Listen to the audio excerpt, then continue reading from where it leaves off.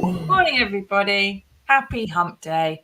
Welcome to the news agenda with me, Fleet Street Fox. And today I'm joined by fellow Mirror columnist, Darren Lewis. Morning, Darren. Morning. Now, this is the People's Pay-Per-View, remember? So get into the comments, ask us your questions, whatever's burning a hole in your head, and we will try to answer them for you. Those of you listening later on podcast, you're just going to have to open a window and question your gods, I'm afraid. So what have we got today? Well, the Mirror has splashed on the Wagatha Christie libel trial, which began yesterday and seems likely to lift all our spirits as we spiral into destitution and wonder which footballers' crippling legal bills will mean they have to do the same. More on that in a bit. But first, to yesterday's main event, which was the Queen's speech, which traditionally opens a new government session and was delivered not by the Queen, but by the heir, Prince Charles, sitting next to the crown that will one day sit on his head. Now, perhaps he was the most important thing really going on was there he is there, look, giving the crown a good eyeball. Perhaps he's working out how much he'd get if he could pawn it. The cost of living is hitting everybody, you know. Now, but the most important thing going on was the contents of that speech, the plans the government has over the next year to run the country. So there are 38 proposed new bills, and the Prime Minister says it's about unleashing our fiscal firepower. But not a single one of them, Darren, not one is about easing the financial burdens of food and energy, which every single household in the UK is suffering from, except, of course, Rishi Sunak, because he's fine. Why didn't they do that, Darren? Why isn't there a cost of living bill in there somewhere? Because the truth is that we are run by a government that's never really cared about the people. It's a slogan government. It's levelling up and all the other slogans that they use to talk about, to suggest that they care about the country. But the reality, listen, Susie, you've done it many times. We've talked about the areas many times where they've been deficient in terms of listening and actually doing something about the things that people are going through around the country. And yet there are zero solutions. We've done it time and again in the Daily Mirror. We've highlighted the cases. We know all about the Elsies of this world riding around on buses all day to keep warm, the people having to decide whether to heat or eat, and yet you get to an opportunity to do something about it, and you get Prince Charles 1 minute saying yes, we're going to address it, and then as is always the case with the Prime Minister, the Chancellor, where's the beef? Where is the actual substantive measures to actually say to people, we're hearing what you're saying? It's not there. So I don't think it's procedural. I think it's literally a government that simply doesn't care. I know some people are saying, well, we haven't got the money, but they always manage to find the money for other situations. And I think people will look at one thing, and I know we're not... Find the money, Darren. If you've got their phone number and you're in the WhatsApp group, they can find the money. Well, quite. Elsie, get on the WhatsApp. You'll be fine. Do you know, one of the things I was going to say, though, and I know we're not due to talk about this, but I just looked at the pomp and the ceremony around yesterday, and the car for the £3.5 million crown with its own chauffeur, and all of that at a time when people are using food banks and when people are wondering how they're going to pay their bills. And we've covered so much of the catastrophe facing people around the country. I just wonder what they felt when they saw all the pomp, because we are a country of tradition. We are a country that laps up all of the excess, if you like, and everything that goes with the ceremonies like yesterday. But the reality is that that is a symbol of modern Britain. Yeah, it's not a good look. The Crown doesn't normally get its own car to go to the Houses of Parliament, where it usually just gets shipped there from the Tower of London in a box and then gets put on the Queen's head. Of course, it's the Queen that goes to Parliament in the Crown to open well, not in the Crown, but she goes to Parliament to open Parliament. And the reason that the Crown got the special ride yesterday in the limo is because she couldn't go. And so it was this symbolic, and she had to send Prince Charles in her place and designate some of her powers to him. And that's part of the deal we've got with a monarchy, I suppose. But it's not a good look, agreeably. Now, Mike says, did we mishear yesterday when Johnson said in Parliament that new measures would be unveiled in coming days? Because Michael Gove this morning seems to think we misinterpreted his words. We're going to get to that, Mike.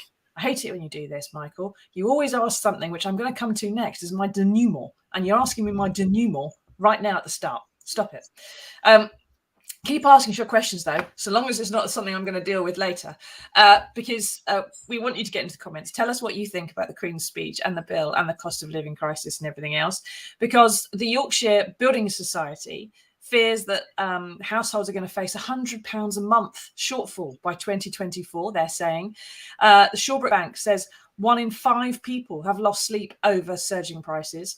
And the National Institute of Economic and Social Research reports that 250,000 households face destitution without immediate support. 250,000, Darren. Now, right and left think tanks, everybody on all sides are saying windfall tax.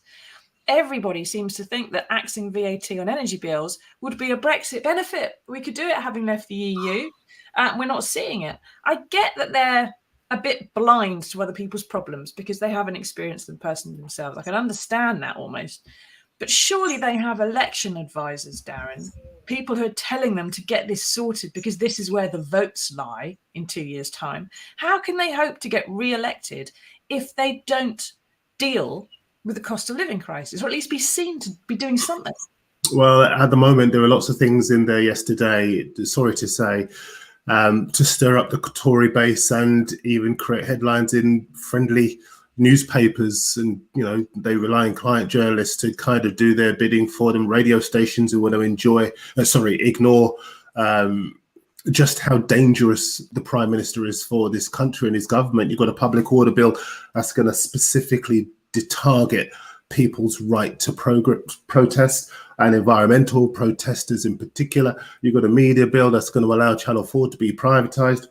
You've got public bodies not allowed to boycott certain countries. You've got the levelling up bill, obviously promising local people more oversight over changing street names. It's all stuff that feeds into the culture wars. That's what they're relying on, kind of warning and worrying people into believing that they should be frothing out the mouth over stuff that they shouldn't be getting angry about. Because the thing that matters most, as you've been saying many times on this show, as we do every day in the Daily Mirror, is people's right to just have a decent standard of living. And that's not, I mean, I'm thinking about the conversion therapy case as well, that they've got, that they're trying to worry people about as well. And the reality is we have lots of LCs. We've got lots of people up and down the country using food banks, struggling from one day to the next. Those people are not being catered for. No strategy for the country, nothing for mental health, nothing to suggest that there is a plan, Susie. That's why sometimes we do this thing and we're tongue in cheek about one or two things, but this is no laughing matter. we have a real catastrophe surrounding the country. I believe that's a headline across the strap of the spread you're showing on the right side of my right, as I look at it, of the screen. But it is a catastrophe, and the government has zero plan to be able to deal with it. Exactly. And it's interesting that even some of the right-wing press today, they're splashing on things that weren't in the speech as well, stuff that they're not doing as opposed to stuff that they are doing. Now, keep asking your questions, everybody. How are you being affected by the cost of living crisis? What do you think the government should be doing? Do you think this is fine? Are you happy with what's going on? Would you rather see them introduce a particular new legislation? Get into the comments, let us know. Now, if it is such an easy vote winner to do something about the cost of living crisis, and the voters are crying out for it, their own backbenchers too. David Davis, who is a massive troublemaker, who not a few months ago was on the backbenches there demanding the Prime Minister resign. In the name of God, go, he said, quoting Cromwell of all people. And he's asking him to unleash the government's fiscal firepower, not in a bit, but right now, when it's needed. And there's a lot of things they didn't do. So they didn't legislate to improve the gig economy like they said they would. They didn't ban trophy hunting imports like they said they would. It was a mirror campaign, though. They didn't even really give Northern Ireland veterans immunity, although they've said they have, because you have to first, the veteran in question, if you're accused of something, you have to go to some kind of like a show trial in a truth kind of tribunal and help the families achieve answers to their questions. And if you refuse to do that, or if you can't do that because you're innocent, for example, then you go on trial, no matter what. So that's not quite the immunity that people were promised. Labour says that the government's out of ideas. They certainly seem to be lacking any sort of vision, any big, grand, overarching thing, which is the way the world's going to turn out. And interestingly, we'll go to Mike's question now. Boris hinted yesterday that there may be an emergency budget. There he is, he's back. There may be an emergency budget in the summer to deal with some of this. But as soon as the journalists then go to the Treasury and say, what's this about an emergency budget? They say, no emergency budget. Is part of their problem, do you think, the fact that the Prime Minister and the Chancellor aren't seeing eye to eye at all? Therefore, there is no money being provided for stuff. Yeah, I think it is the case. I think as far as... listen, the Prime Minister is a guy that has never had a plan. So it's not as if he and his advisors came up with something and it was detailed and it was coherent. And you know, he is, at least whatever you might say about Sunak, at least he has some idea of what he is doing. The Prime Minister is just a guy who flies by the seat of his pants, and I think has never had an idea. Is easily the worst Prime Minister we have ever had. A guy that basically just bumbles from one catastrophe to the next. So it's no surprise to me that he will have said one thing, and the people who actually know what they're doing would have said quite another. He strikes me very much, Boris Johnson, and he's proven this for a long time since he's been in office, and even way before then, as somebody who will say one thing, who will say different things to every person who asks him a question. So it's no surprise to me that what he has said relating to any kind of relief, relating to an emergency budget, will have been contended with by the people who actually know what they're doing. Yeah. Now, Ree says, come on, the communities need help. Rishi, if you're listening, people need help. But like Mike said there, Michael Gove this morning has been on the radio saying that whatever Boris Johnson said yesterday about an emergency budget, you've misinterpreted his words. You heard him wrong. He said something different. This isn't the emergency budget you're looking for. It's all on us, Susie. It's our problem. It's all on us, as is always the case. You're taking him out of context, Darren, you naughty boy. Now, Aggie says, it affects small businesses big time. Most of us still recovering post-lockdown. I'll tell you something, Darren, right? As a result of COVID, Rishi promised that small businesses could get something called a super deduction, right? And so you'd have some tax relief if you bought a big item of machinery. So if you were a business that was, with a big lump of machinery you needed to buy, if you invested in something new or invested in solar panels, bought a big thing for your business, that you would get some tax relief on it, 130%, right? Now, I've only got a little business. It's just me. And I had to buy a computer last year because my last one went fat. And so I bought a computer and I just done my tax return. And guess what my 130% tax relief has turned into? Go on, have a guess. The computer was 1,500 quid. Guess how much I got back from Rishi? Probably enough to go and see a movie. £78. Wow. Now, £78 will do a lot of people quite a lot good for a long time. Of course. But it's not the 130% headline figure I was expecting. Now, I know it's tax relief and not cash back, but still, the whole super deduction, if I was spending £1 million on a business, maybe I'd get 50 grand back. That might be helpful. But all the small businesses, the bakers' shops who've bought a new oven, the plumbers who've bought a computer to do their accounting on, that kind of stuff, if you're getting back 70 quid, it's not going to do anybody any favours. This is the best they could come up with when they say they're spending billions. Now, Marie says, I think Boris needs to look up. Sorry, I just did my tax return yesterday and I'm annoyed. Marie says, I think Boris needs to look after the country he'd been elected to run before sending money to other countries. As always, the rich get richer, the poor get poorer. All they're doing is lining their own pockets. I think the money wasted on PPE and out-of-date vaccines would have come in handy now. She's got a point, hasn't she, Darren? All that money on PPE that didn't work, that was shoddy, that was bought at top market value because we let our stocks go down. Thank you, Jeremy Hunt. Please don't go for the leadership because we all remember that. That would have, those many billions would have really come in handy, like Marie says. Yeah, well, not only that, but I'm thinking of the contracts that were given to companies, in inverted commas, that didn't really have any expertise in administering vaccines or producing PPE, and all of the, shall we say, curious deals that were done around PPE that we never really have had any resolution to. And I mean, as you can tell, I'm choosing my words carefully around this, but I think that a lot of the financial management, or should I say mismanagement around that, will stick in the craw of a lot of people right now.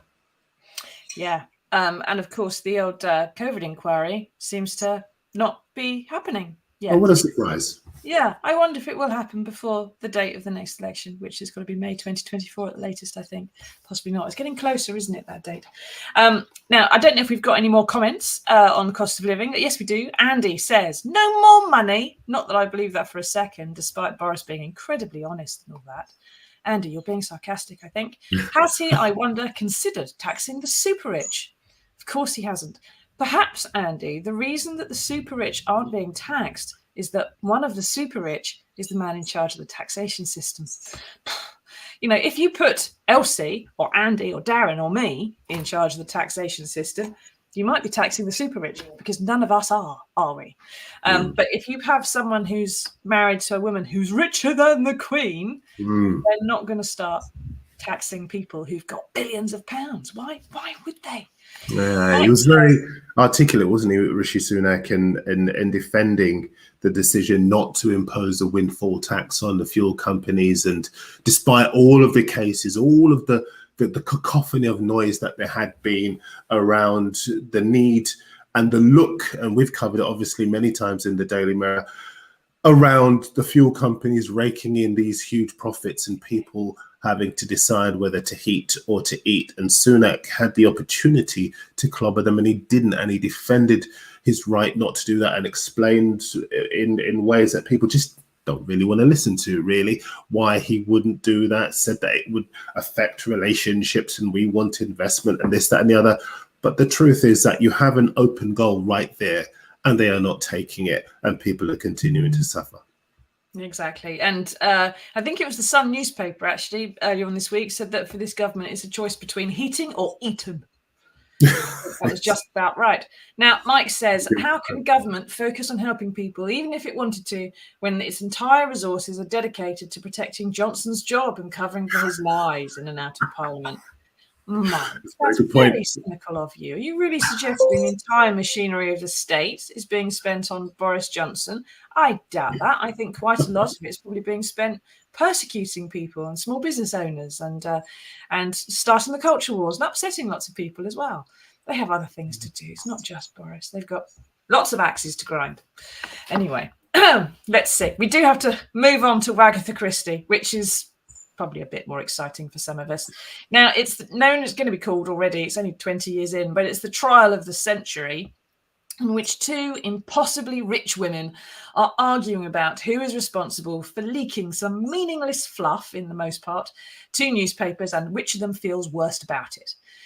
Now, Rooney is being sued for defamation by Rebecca Vardy. So Colleen Rooney, I should say, is being sued for defamation by Rebecca Vardy after claiming that fake stories that Rooney planted on Instagram could be seen only by Vardy's account and are therefore her responsibility for getting them into the Sun newspaper.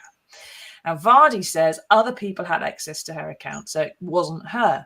So it boils down to whether or not Rooney can prove Vardy herself was the guilty party rather than someone who works for her. Now, because this is a civil rather than a criminal court, they've only got to prove it on the balance of probability, and there's no jury. So we can discuss it more than we could, for example, a murder case. But Darren, you're a football writer as well in another life. So how is this going down with other players and wives? What kind of impact is it having on the actual inside footballing community? Is it the same? Are they as gripped as we are? How do they feel about the protagonists? Well, I want to give you a cerebral answer here, a cerebral analytical answer here. But the fact is, the truth is, they're just getting popcorn and watching from the sidelines and enjoying it, as are many people, sad to say, because from the very start, and obviously take it right back, it was Colleen Rooney who, of course, put that sequence of posts on social media that went viral and spawned this litany of stories and set the whole thing up in spectacular fashion. And then obviously Rebecca responded in kind. And so this has been a cat fight stretching back, over a year now. And it's made its way into the High Court. As ever, our head of showbiz, Tom Bryant's been right across it, not just from what you can see, but also what you can't see, and some of the stuff behind the scenes. And he's done a terrific job around it. It's quite interesting because he quotes in his piece today that a source says that Colleen, who's, as you were saying, Wayne Rooney's wife, has the moral victory, but under defamation laws, and we're always very circumspect here on the show, that the burden of proof is on her to prove that her social media post accusing Rebecca Vardy was substantially true. And so that's why this whole thing is playing out in court, and it's very messy. I just was thinking about the Peter Andre story, which I probably better not repeat here on the show. Shall we sum that up by saying one of the bits of evidence which was presented to Ms. Vardy in court yesterday was a kiss and tell, which she had done some years ago with, I think it was The Sun, maybe the News of the World, I can't remember, about a fling that she'd had with Peter Andre, in which she discussed some very personal details about what he was like under his clothes and what he was like in bed. And the question that was put to her was, well, she just said something about how awful it was to have personal stuff put in the public domain without your approval. And she was asked whether she had asked Peter Andre's approval for discussing this in a newspaper. And her response was that it was the result of an abusive ex-husband who had done all that, and that he got paid for it, not her, and that she regrets it. Let's leave it there. But Darren, what was the point you wanted to make about the Peter Andre story? The point I was going to make was that it was put to her whether she respected people's privacy. And it was also put to her that the disclosures around Peter Andre were in a newspaper which at the time was the biggest selling in the country, with around about 4 million people. And some of the disclosures that came out, I was talking about it being very messy. That was one of them, along with the idea that Rebecca chatted with her agent about selling stories over another footballer. But, and as I say, the burden of proof is on Colleen to prove that Vardy did the same to her. And as yet, well, the whole thing is going to be played out, so we will see where it lands. But around this, she's yet to be found guilty of any wrongdoing, Rebecca Vardy. Yeah, and of course, one of the other things that you need to do in one of these cases is to, for the judge, if they decide that someone has been or someone isn't able to prove. If the judge, for example, decides that Colleen Rooney has not proved beyond on the balance probabilities that it was Rebecca Vardy that saw all her stuff and planted those stories, then they get to the case of damages, and you have to pay out to the party that's been injured. And for that, you have to sometimes present a loss of earnings as a result of the defamation. I don't think that's going to apply to a WAG. And you also have to discuss the degree to which they have been lowered in the public's estimation. Yeah, affected the reputation.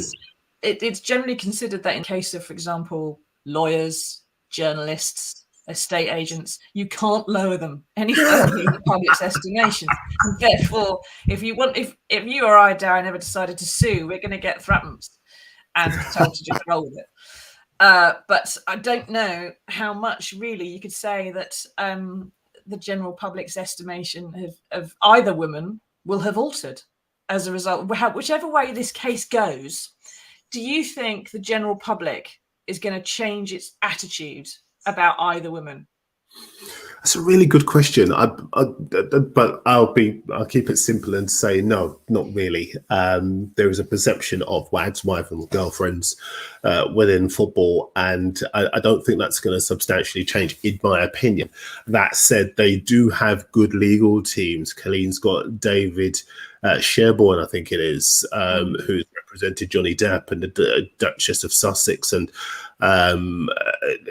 I think Rebecca has got, I forget his name, but Hugh, I think it may well be Hugh Tomlinson who Rebecca has, and he's represented Prince Charles, and he's represented Ryan Giggs as well in the past. And the word is that none of them in particular like losing, and both of them are very, very accomplished at what they do. So it may well be the case, as you were saying, that they will put a strong argument forward if, for whoever does win, whoever loses, that their reputation has been affected adversely by the negative headlines, by the conversations on social media. This are, in the past, it was only ever on TV or in the papers. Now you're talking about the digital impact as well on whoever party is wronged by this. So it will be fascinating to see how it plays out. But as I said before, Susie, it will also be very, very messy over the coming days. And I'll go back to where I started. What do footballers and the wider public think? They've just got the popcorn out. Yeah, I think if Colleen wins, I can see perhaps that she gets only threepence and perhaps some legal fees paid. And even if Rebecca wins, I think Colleen in future, no one's ever going to sell a story on her, ever, no matter which way this case goes. And I think in the future, no matter even if she wins, Rebecca's going to find that there aren't many wags who want to be her mate. Do you think, just very quickly, do you think that there's also the case that it's a little bit like a Twitter fight? You may think you have the upper hand, but ultimately nobody wins because it's very unedifying.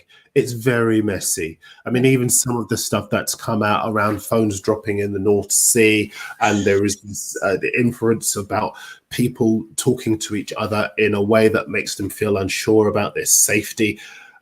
It's all very unedifying, and I think I don't think any of it covers either of them in any particular glory. No, not when they're spending £3 million on this. But I don't think it's a Twitter fight, Darren. What's fascinating about this? No, Mike, it's not a Twitter fight.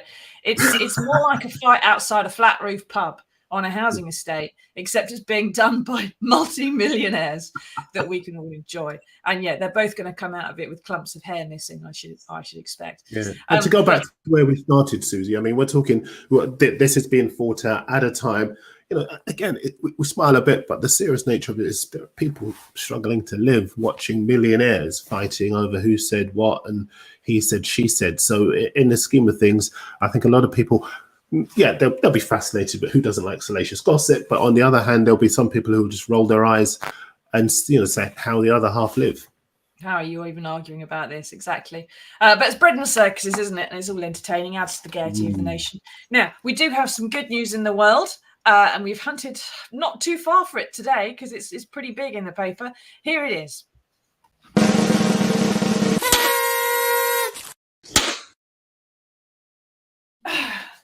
This home recently welcomed a new pup who was just asleep and has had a bit of a fright being picked up by me. But here we have a story. In fact, we all like a good animal story. We all do, don't we? And today it comes in the shape of a border terrier called Teddy. And his owner is a former Emmerdale star, Melandra Burrows. And one night they were settling down. I hope you're listening. They were settling down in front of the telly to watch a film. He headbutted her hard in the chest, so hard that it hurt. Next day, she felt a bit of a lump. She put it down to Teddy headbutting her. When it didn't go down, she went to see the doctor, and it turned out to be stage 3 breast cancer. Now, Melandra's had it removed. She now faces some chemotherapy, but she credits Teddy with saving her life, not least because a regular mammogram was cancelled because of the pandemic, which might have caught it a bit sooner. So, Darren, is this proof that dogs are women's best friends and cancer's worst enemy? What do we think? Actually, for once, I actually think you should do the talking on this because you've got your gorgeous little one there, and I know you think the world of him, and always have done. But yeah, I'll just start with a little bit because this story also quotes Claire Guest from the Dogs Detection charity. She set it up after she went through a similar thing, and I've been listening and reading Melandra. Tom again has done a terrific interview with her, and the story is so heartrending. And it does, to answer your question, yes, it does show that dogs are people's best friend. The instinctive nature of what he was doing, yeah, she's right to believe that he did save her life. And Claire's story is identical, and I was reading it, I was fascinated by the intuitive nature of the dog just wanting to help his owner. I'm sure there are things that you can point to that your little one has done that has led. I've only had him for 4 days, so not yet. Mainly it's poo, to be honest, at this stage. That's all he's really done. I'm hoping to train him at some point. You're going to detect mummy's breast cancer. Yeah. What's his name? This is Harry. Teddy was on the shortlist, but he became Harry because my daughter's a big Harry Potter fan. No, I have seen lots of stories in the past about dogs detecting cancer in their owners and really just focusing on their chest area and things like that and going, there's a problem in there, I can smell it.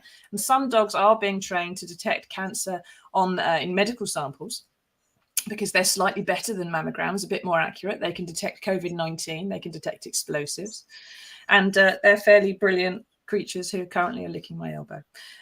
So we should all get more puppies is the mood I'm currently in. And you need to learn some skills. I wonder, I wonder, Susie, if there are many, many stories like this around the country. I'll be fascinated to see if there are other stories. I mean, I know there are, the owner gets ill, dog instinctively finds a way to call for help and whatever else. But this is quite unique. And I wonder if there are a unique set of circumstances for Melandra, but I wonder if there are other people who have had similar experiences around dogs being able to detect things that have saved their lives. I'm sure there are. There's a great charity called Support Dogs UK, and if anybody wants to go and look them up and bung them a five, I'd recommend it. They train dogs to help with autistic people and also help epilepsy as well. So they can detect seizures before they happen, give someone some warnings so they can go and lie down so they don't hurt their heads if they have a seizure and so on. But of course, even though this is a rough collie, like Lassie, I have to say I've had collies all my life, Darren. And despite the fact that you think these dogs are very clever, and Hollywood has been telling us for years they're very, very clever. If I fell down a well, right, there's no way any of the dogs I've ever had would ever be able to go and get me help. All I get is a squeaky monkey, which would not be an awful lot of help. And I expect Teddy will be much the same. But if they're brilliantly trained, they can do. I don't know. I wonder if one or two might surprise you. Thankfully, you've never been in that situation to know one way or the other. But I just think I've seen many occasions and has heard of many stories where dogs have, in some way, shape or form, been able to perform an action that saved their owner's life and even surprised the owner in so doing. So, I mean, this is one of the most heartwarming stories, full stop, that I've read for a long time. And I think there will be many people, male and female, who will identify with the heroic nature of what the dog has done. And yeah, I'll be certainly looking up the Dogs Detection Charity. And the one that you mentioned a second ago, what was that one? Support Dogs UK. Yeah. They're brilliant. So see if anyone wants to bung them a $5, feel free. And if you want more great content involving Harry, he's on Twitter, @thehound_. Come along and you see lots of videos of him being a puppy. But if I've never quite seen you melt. I've never seen you melt. I do have a softer side. It's there somewhere, and it's furry. Right. Thank you for joining us, Darren. Thank you, everyone, for taking part.